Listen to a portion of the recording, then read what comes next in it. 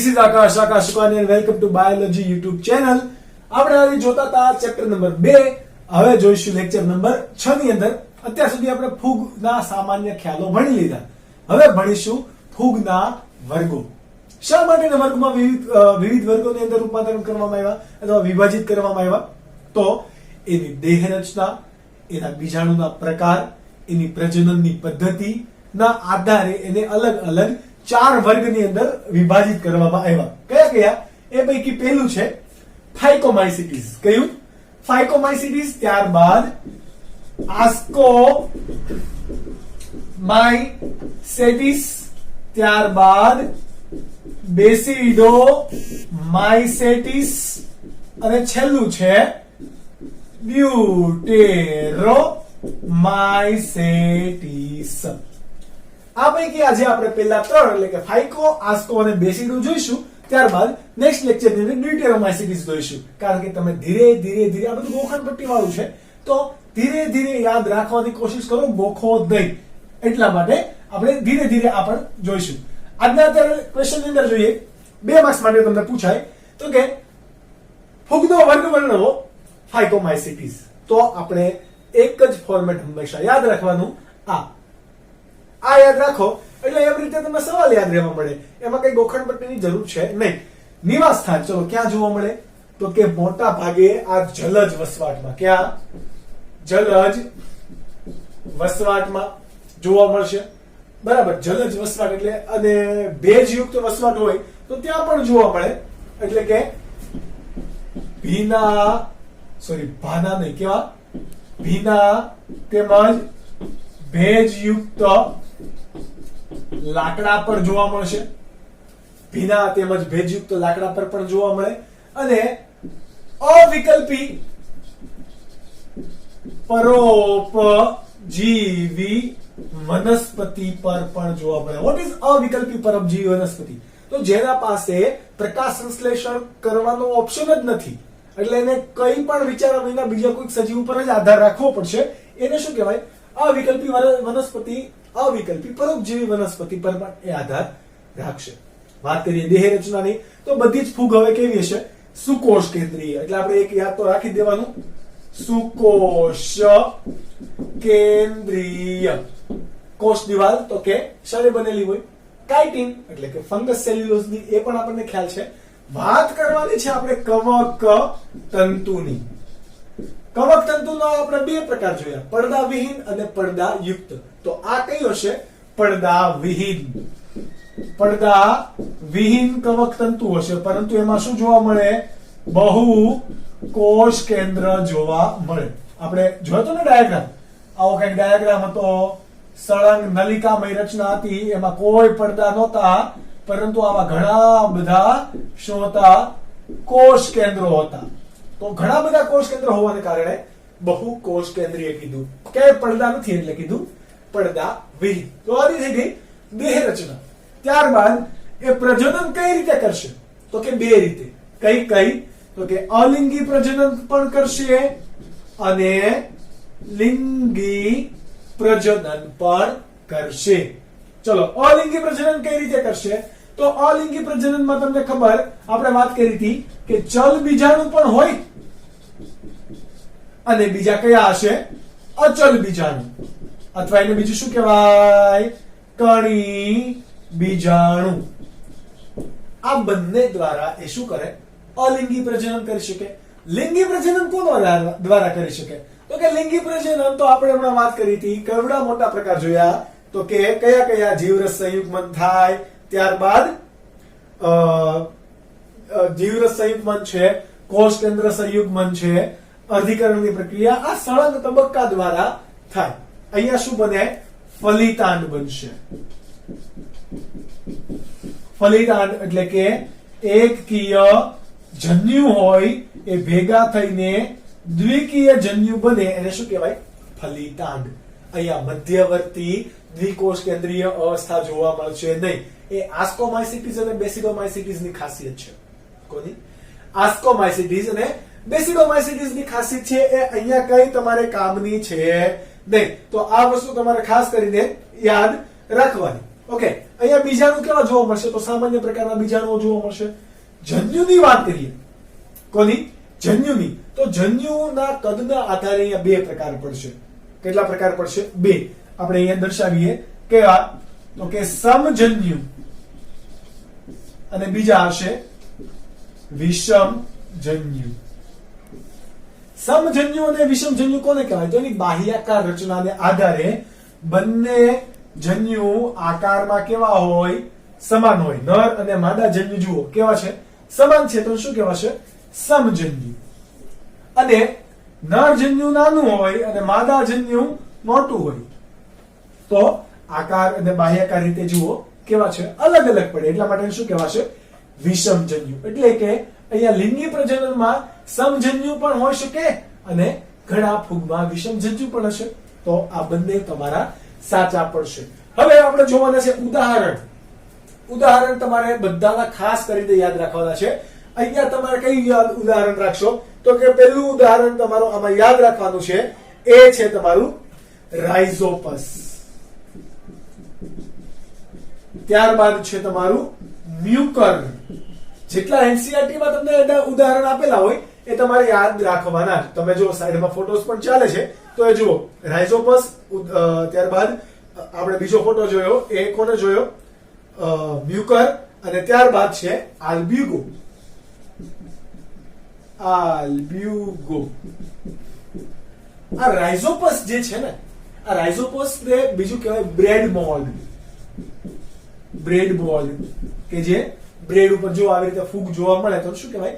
Bread mould, કે જે bread ઉપર થતી ફૂગ છે. ત્યારબાદ આલ્બ્યુગો, તો કે રાયના પર્ણ પર થતી ફૂગ. ક્યાં જોવા મળે? રાયના પર્ણ પર થતી ફૂગ. તો એ કઈ છે તમારી? આલ્બ્યુગો. ઓકે, તો આ થઈ ગયો તમારો પહેલો નંબરનો વર્ગ, કે હવે જે તમે સ્ક્રીનશોટ સ્ક્રીન પર જોઈ શકો છો. વિડીયોને પોઝ કરો, એટલે નોટ ડાઉન કરો. ત્યારબાદનો બીજો વર્ગ છે આસ્કોમાઇસેટિસ. ઓકે, આની એક ખાસિયત છે આસ્કી. આસ્ક, અહીંયા આસ્ક જે મતલબ છે, આસ્ક નો મતલબ શું થશે? કોથળી. શું થાય? કોથળી. બરાબર. એટલે એની ખાસિયત છે આ વર્ગની ફૂગની કે બધી ફૂગ જે છે એ કેવી છે? કોથળીમય ફૂગ છે. કેવી? કોથળીમય ફૂગ. એટલે એની એક શું છે? ખાસિયત. આસ્કી મતલબ શું થશે? કોથળીમય ફૂગ. ત્યારબાદ આપણે જોઈએ પોષણ પદ્ધતિ. તો પોષણ પદ્ધતિમાં અહીંયા બહુ બધી વિવિધતા જોવા મળે છે. ઓકે, કેવી વિવિધતા? તો કે વિષમપોષી, ત્યારબાદ પરોપજીવી, ત્યારબાદ મૃતોપજીવી, ત્યારબાદ છાણભક્ષી પણ. એટલે કે મળદ, પ્રાણીઓના મળ પર પણ આ પ્રકારની ફૂગ જોવા મળે. પરોપજીવી અને મૃતોપજીવી તો તમને ઓલરેડી ખબર છે. મૃત કાર્બનિક સરળતા પદાર્થો ઉપર આધાર રાખતી હોય એવા સજીવોને શું કહેવાય? મૃતોપજીવી. પરોપજીવી એટલે કે તદ્દત વનસ્પતિ અને પ્રાણી ઉપર આધાર રાખતી હોય ખોરાક માટે કહેવાય પરોપજીવી. છાણભક્ષી તો કે સળતા કાર્બનિક પદાર્થો નહીં પરંતુ મળ, મૂત્ર એવા બધા પ્રાણીઓના મળ પર આધાર રાખતી હોય, છાણ પર આધાર રાખતી હોય એને શું કહેવાય? છાણભક્ષી. ઓકે, ત્યારબાદ વાત કરીએ દેહ રચના. ઓકે, કોને કહેવાશે? દેહ રચના. દેહ રચના એટલે કે શરીરની રચના, આ બે વગેરે વગેરે. તો દેહ રચના મોટા ભાગે અહીંયા કેવી હશે? મોટા ભાગે બહુકોષીય હોય. જેમ કે પેનિસિલિયમ ફૂગ છે તો એ આસ્કોમાઇસેટિસ છે અને એ કેવી છે? બહુકોષીય. એટલે કે આપણે ઉદાહરણ લખીએ પેનિસિલિયમ. પરંતુ એક અપવાદ તરીકે લેવાનું છે અહીંયા તમારે. અપવાદ કોણ છે? યીસ્ટ. આ યીસ્ટ કેવી છે? એકકોષીય. આ ખાસ યાદ રાખજો. યીસ્ટ પણ એક કોથળીમય ફૂગ છે, એટલે કે આસ્કોમાઇસેટિસ વર્ગની અંદર આવશે. એ કેવી છે? એકકીય. હવે વાત કરીએ એના કવક તંતુની. તો કવક તંતુ કેવું છે? બહુકોષ કેન્દ્રીય, પરંતુ કેવું? પડદાયુક્ત કે પડદાવિહીન? તો કે પડદાયુક્ત. આને પડદાયુક્ત પણ કહેવાય અથવા તો અથવા તો શાખિત પણ કહેવાશે. બરાબર? જો આવી રીતે અલગ અલગ શાખાઓ પડતી હશે એટલા માટે. અને અહીંયા બધા શું હોય? નાના નાના આડા ક્રોસ ત્રાસા પડદા, કે જ્યાં બધે વચ્ચે કોષ કેન્દ્ર આવેલા હોય. આ શું પડી ગયા? પડદા. તો આવા કવક તંતુ હશે, એટલા માટે એને શું કીધું? પડદાયુક્ત કવક તંતુ, કે જે ભેગા થઈને શું બનાવશે? કવક જાળ બનાવશે. હવે તમારે અહીંયા મેઇન યાદ રાખવાનું છે ફરીથી, પ્રજનન. પ્રજનન કઈ રીતે કરશે? અલિંગી અને લિંગી રીતે. આપણે ફાઇકોમાઇસિટીસ જોયું તો એમાં અલિંગી માટેના જે બીજાણુ હતા એ કેવા ઉત્પન્ન થતા હતા? ફળકાયમાંથી જ ઉત્પન્ન થવાના હોય. સમજ પડી? ફળકાય નામની રચના હોય, ફળકાય નામની રચના, એમાંથી અંદરથી જો બીજાણુ ઉત્પન્ન થાય તો એને કહેવાય અંતર્જાત બીજાણુ. બહારથી ઉત્પન્ન થાય તો એને શું કહેવાય? બહિર્જાત બીજાણુ. એટલે કે અંતર્જાત રીતે પણ ઉત્પન્ન થઈ શકે, બહિર્જાત રીતે પણ ઉત્પન્ન થઈ શકે. તો ફાઇકોમાઇસિટીસ ની અંદર આ બીજાણુ હતા એ કેવા ઉત્પન્ન થતા હતા? અંતર્જાત રીતે. પરંતુ હવે અહીંયા તમારે ભણવાનું છે અલિંગી પ્રજનન. તો અલિંગી પ્રજનનમાં કેવું થશે? જે બીજાણુ છે એ બીજાણુ કેવા છે? કણી બીજાણુ, ચલિત નથી. એટલે કેવા છે? અચલિત બીજાણુ. જ્યારે ફાઇકોમાઇસિટીસ ની અંદર ચલિત અને અચલિત બંને હતા. તો જોયો, આવી રીતે તમારે તફાવત કરતો જવાનો છે તો તમારા માઇન્ડ ની અંદર ક્લિયર રહેશે અને તો તમે ઝડપથી એમસીક્યુ નો સવાલનો જવાબ આપી શકો. ઓકે, અલિંગી પ્રજનન કોના દ્વારા થશે? તો કે કવક જાળ હોય તમારી, એના ઉપર વિશિષ્ટ એવી કણી બીજાણુ જેની અંદર આવેલા હોય એ માટે કોણ આવેલું હોય? કણુ બીજાણુ ધાનીધર. કવક જાળ પર વિશિષ્ટ રીતે શું ગોઠવાયેલું હોય? કણી બીજાણુ ધાનીધર. શું કહેવાય? કણી બીજાણુ ધાનીધર, કે જે કોનો સંગ્રહ કરશે? કણી બીજાણુનો. કોનો? કણી બીજાણુ. એમાંથી શું છૂટું પડે? કણી બીજાણુ. સમજ પડી? તો આ કણી બીજાણુ કઈ રીતે ઉત્પન્ન થશે? અંતર્જાત રીતે કે બહિર્જાત રીતે? તો આપણે અહીંયા લખી દઈએ બહિર્જાત રીતે. કઈ? બાહ્ય રીતે આ કણી બીજાણુ ધનીધરમાંથી કણી બીજાણુ એટલે કે અચલ બીજાણુઓ ઉત્પન્ન થશે. અને આ અચલ બીજાણુ એ કેવા તરીકે ઓળખાય? અલિંગી બીજાણુ તરીકે. આપણે બીજી વાત કરીએ લિંગી પ્રજનનની. તો આમાં જોજો કેવી રીતે બહિર્જાત રીતે છે. તો લિંગી પ્રજનનમાં અલિંગી પ્રજનનથી અલગ, એટલે કે અંતર્જાત રીતે ઉત્પન્ન થશે. બરાબર? અંતર્જાત રીતે. એક ખાસ યાદ રાખો, અંતર્જાત રીતે લિંગી બીજાણુ ઉત્પન્ન થશે. આ લિંગી બીજાણુ જે છે એ ક્યાંથી ઉત્પન્ન થશે? તો કે કોથળી જેવી રચના છે કે જેને શું કહેવાશે? ધાની. કોથળીમય રચના કે જેને શું કહેવાશે? ધાની. જેવી રીતે આપણે ક્યાં ગયું? અહીંયા પેલા પોર્શન ની અંદર હતું. બરાબર? તો ત્યાં પણ ધાનીધર જેવું કંઈક રચના આવી હતી. અહીંયા જો પણ કણી બીજાણુ ધાનીધર, તો ધાનીધર અહીંયા પણ છે ધાની. ઓકે, ધાની એટલે કે કોથળી જેવી રચના, બીજું કઈ છે નહીં. આ ધાનીમય રચના છે એમાંથી શું ઉત્પન્ન થશે? લિંગી બીજાણુ ઉત્પન્ન થશે. શું ઉત્પન્ન થશે?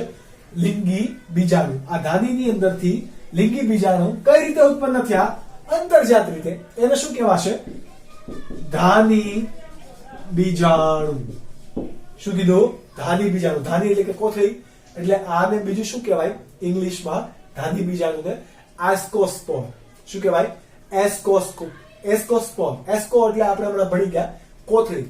એટલા માટે અહીંયા આપણે ભણી ગયા હતા પહેલા સ્ટાર્ટિંગમાં કે બીજાણુના આધારે આ વર્ગ વિભાજિત કરવામાં આવ્યા પ્રજનનની પદ્ધતિના આધારે. ઓકે, તો અહીંયા બીજાણુ ધાની છે તો આ બધાની ધાની બીજાણુ છે એટલા માટે બધા કેવા? કોથળીમય. જેટલામાં પણ કોથળીમય બીજાણુ બને છે બધા આસ્કોમાઇસિટીસ વર્ગમાં મૂકવામાં આવ્યા. અને ઇંગ્લિશમાં શું કહેવાશે? આસ્કોસ્પોર. શું કહેવાશે? આસ્કોસ્પોર. હવે આ ધાની બીજાણુ હોય એનો જો આ કણી બીજાણુ છે, એવી રીતે ધાની બીજાણુ પણ ક્યાંક સંગ્રહ પામતા હોય તો એને શું કહેવાય? એ જે ફળકાય જેવી રચના છે એ જે સંગ્રહ પામે એને શું કહેવાશે? ફળધાનિકાય. ફળધાનિકાય. આ ફળધાનિકાયની અંદર કોણ આવેલું હોય? ધાની બીજાણુઓ આવેલા હશે. સમજ પડી? કે જેમાંથી આ કઈ રીતે ઉત્પન્ન થશે? અંતર્જાત રીતે. ધાની બીજાણુ ફળધાનિકાયમાંથી અંતર્જાત રીતે ઉત્પન્ન થશે, મુક્ત થશે. આ વાત થઈ ગઈ એના પ્રજનનની. તો જો કઈ કઈ રીતે અલગ પડે છે આ તમારે યાદ રાખવાનું રહેશે. હવે ત્યારબાદ આપણે જોઈએ એની અગત્યતા. અગત્યતા તો આપણને બે અગત્યતા ઓલરેડી આપણને ખબર છે. એક કોની ખબર છે? પેનિસિલિયમની. કોની ખ્યાલ છે આપણને?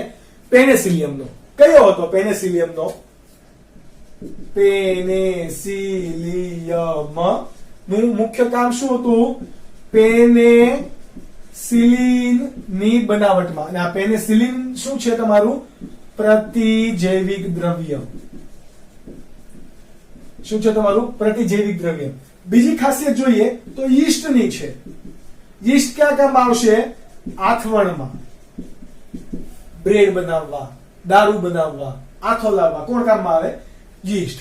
ત્યારબાદ તમારી એક છે એસ્પરજીલસ છે, ન્યુરોસ્પોરાઇડ છે તમારી. યાદ આવી ગયું? ન્યુરોસ્પોરા.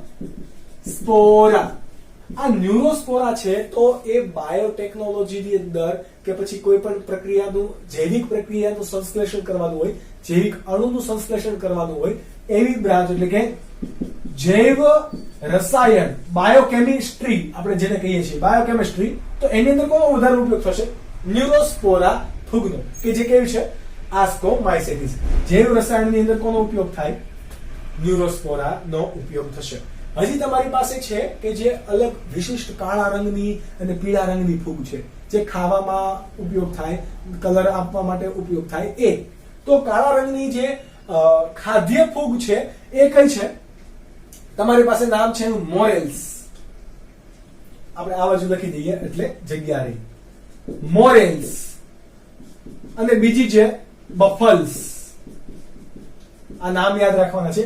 મોરેલ્સ છે એ કાળા રંગની છે, જ્યારે બફલ્સ છે એ પીળા રંગની છે. બંને કેવી છે? ખાદ્ય ફૂગ. કેવી છે? ખાદ્ય ફૂગ.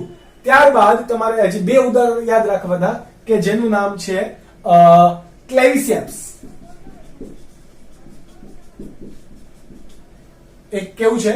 ક્લેવિસેપ્સ. અને બીજું છે એસ્પરજીલસ. એસ્પરજીલસ. આપણે અહીંયા ના લખતા, અહીંયા લખીશું એસ્પરજીલસ. આ થઈ ગયા તમારા ઉદાહરણો.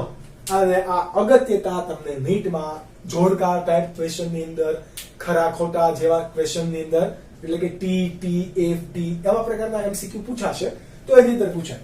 તો આ વાત થઈ ગઈ આસ્કોમાઇસેટિસ. કોના આધારે એને આસ્કોમાઇસેટિસ કહેવામાં આવ્યું? તો કે એના બીજાણુના આધારે. બીજાણુ કેવા પ્રકારના છે? કોથળીમય, એટલે કે ધાનીમય છે. તો એટલા માટે એને શું કહેવાય છે? આસ્કોમાઇસેટિસ અથવા તો કોથળીમય ફૂગ. હવે આના માટેનો સ્ક્રીનશોટ રહ્યો તમારી સ્ક્રીન પર કે જે તમે વિડીયો પોઝ કરીને નોટ ડાઉન કરી શકો. આગળનો વર્ગ છે બેસિડોમાઇસિટીઝ. બેસિડોમાઇસિટીઝ એ પણ કોના આધારે જ એનું નામ આપવામાં આવ્યું છે? એના ધાની, એટલે કે બીજાણુ ધાની છે એના કારણે. બરાબર? બીજાણુના કારણે. કયા પ્રકારના અહીંયા બીજાણુ જોવા મળશે? પ્રકણી બીજાણુ. કેવા?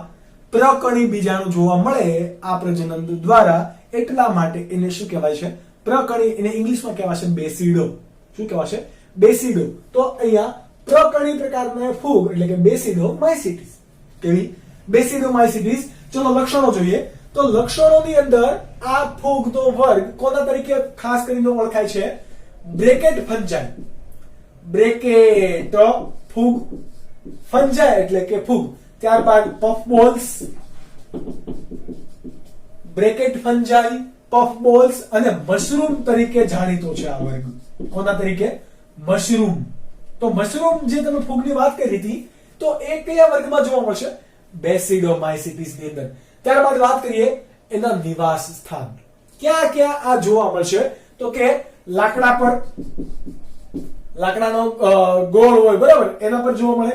લાકડા પર. ત્યારબાદ થડ પર, વનસ્પતિના થડ પર આ જોવા મળે. અને વનસ્પતિની અંદર, વનસ્પતિની અંદર વસીને, એટલે કે એના કોષ સુધી પહોંચી જાય અને પરોપજીવી તરીકે પણ જોવા મળે. બરાબર? જેમ કે ગેરુ રોગ થાય ઘઉંના અંદર, હમણાં આપણે ફોટો દ્વારા જોયું હતું કે ગેરુ રોગ થાય તો આ ગેરુ માટે પક્સિનિયા ગ્રામિનિસ ફૂગ જવાબદાર છે. તો એ ક્યાં સુધી પહોંચે? કોષ સુધી અંદર જતી રહી. બરાબર? ગેરું છે, પછી રષ્ટ થાય, તો આ બધા કેવા છે? પરોપજીવી પ્રકારની ફૂગ કે એકદમ વનસ્પતિના કોષની અંદર સુધી પહોંચી જશે. તો આ અંતઃ પરોપજીવી તરીકે પણ, અંદર આપણે નહીં કહેવાય, એને શું કહેવાય? અંતઃ પરોપજીવી. બે પ્રકારના હોય, અંતઃ એટલે અને બાહ્ય. ઓકે, અંતઃ પરોપજીવીની વાત થઈ ગઈ. ત્યારબાદ આપણે જોઈએ હવે દેહ રચના. દેહ રચના કેવી હશે? તો કે દેહ રચના હમણાં આપણે વાત કરી એમ કવક તંતુની સીધી વાત કરી દેવાની. કવક તંતુ એકની અંદર જ કેવા જોવા મળ્યો આપણને? પડદા વિહીન એટલે કે નળાકાર સળંગ રચના જોવા મળી. અહીંયા કેવું હશે? પડદા યુક્ત અને શાખિત. કેવું? પડદાયુક્ત અને શાખિત દેહ રચના હશે. અહીંયા તમારે ફરીથી મેઇન ટાર્ગેટ કોના ઉપર કરવાનો છે? પ્રજનન ઉપર. બધા કહેતો સર પ્રજનન તો અમે હું જોઈને લીધું હતું, હું આવે છે આમાં, ક્યાંથી ક્યાં કેવું કેવું પ્રકણી બીજાણુ ધાની ને ફળ કાય ફલાણું પૂછડું ઢીકડું કેમ? પણ કહેવાનું નહીં, આ તો બાયોલોજી છે. ભાઈ તમારે એકલાનું તમે પ્રજનન ભણો એ થોડું ચાલે, બધાનું તો ભણવું જ પડે. ઓકે, તો પ્રજનન આપણે ભણીએ બેસિલોમાઇસીટીસ નો. તો બેસિલોમાઇસીટીસ ની અંદર અલિંગી પ્રજનન થશે. તો કે થાય કે ના થાય એનો પણ આધાર કોના ઉપર રાખશે? બીજાણુ ધાની પર. આપણે વાત કરીએ કે અહીંયા અલિંગી પ્રજનન નહીં પરંતુ વાનસ્પતિક પ્રજનન ખાસ કરીને થશે, કે જે એક પ્રકારનું અલિંગી પ્રજનન જ કહેવાય. વાનસ્પતિક પ્રજનન કોના દ્વારા? અવખંડન દ્વારા.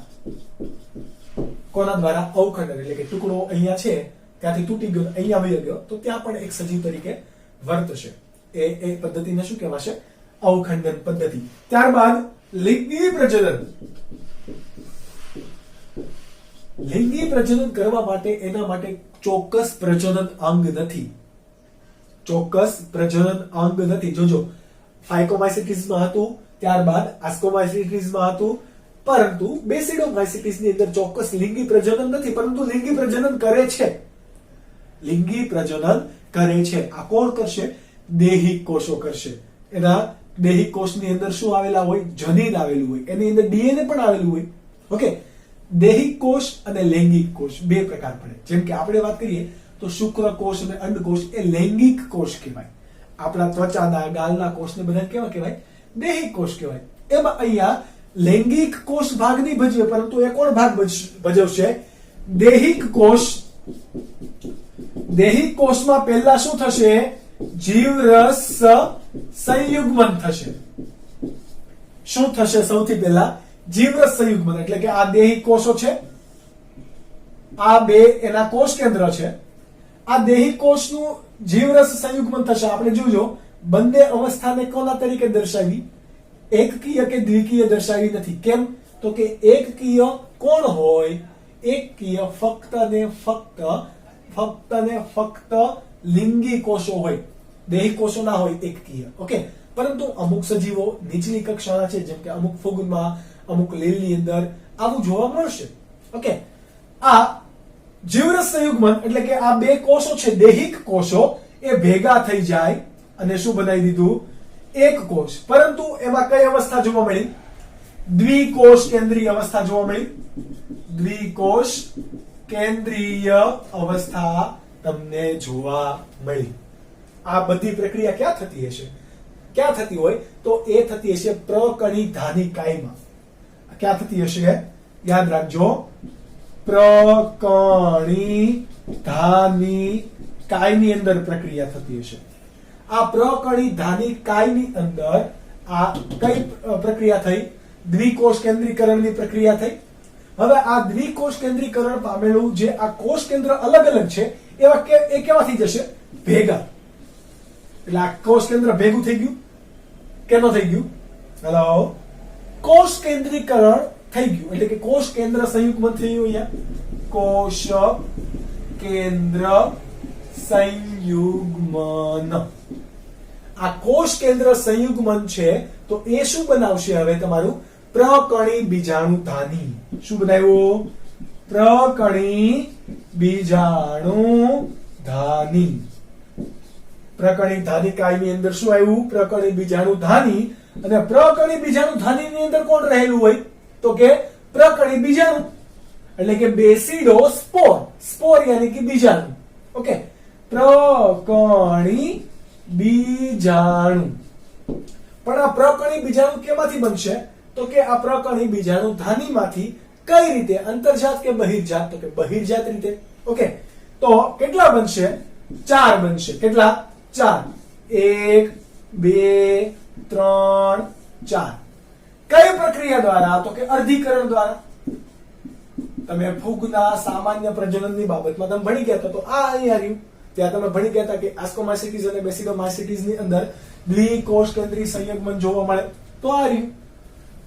ઓકે, તો અર્ધીકરણ દ્વારા તમને કેમ 4 મળ્યા? એ હવે તમારો પ્રશ્ન કદાચ હોય તો હું તમને સોલ્વ કરી દઉં કે અર્ધીકરણ અને સમભાજન બે પ્રકારની પ્રક્રિયા થાય. બરાબર?